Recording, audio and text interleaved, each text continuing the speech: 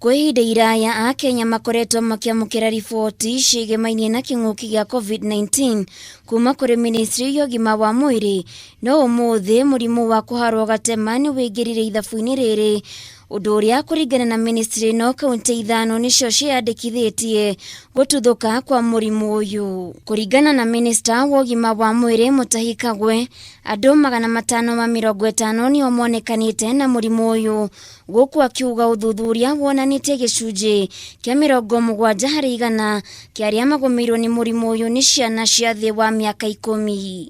We must also recognize that we are potentially exposed to diseases because of the ongoing rains and flooding in certain parts of the country.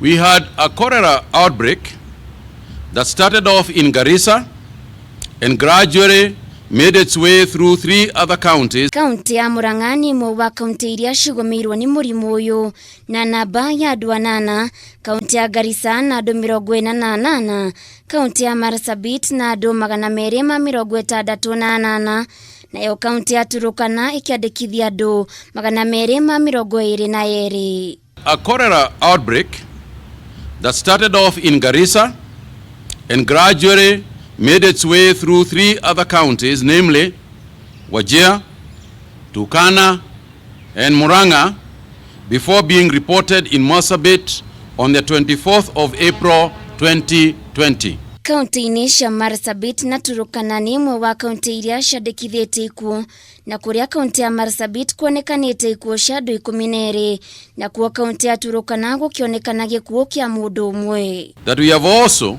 lost a total of 13 Kenyans from this cholera outbreak. 12 of them in Marsabit and 1 in Turkana. Regrettably, most of the cases, at least 40%, and sadly 70% of the deaths too, have been among children aged 10 years and below. Ona gũkĩrĩ ũguo, ministry ya ũgima wa mwĩrĩ yugĩte nĩ megũkorwo makĩrutithania wĩra na thirikari cia kaunti ici itanya-inĩ rĩa kũhũrana na nduthũko ya mũrimũ ũyũ. Handũ-inĩ ha Kameme TV, Getwo Waithira wa Kĩhara.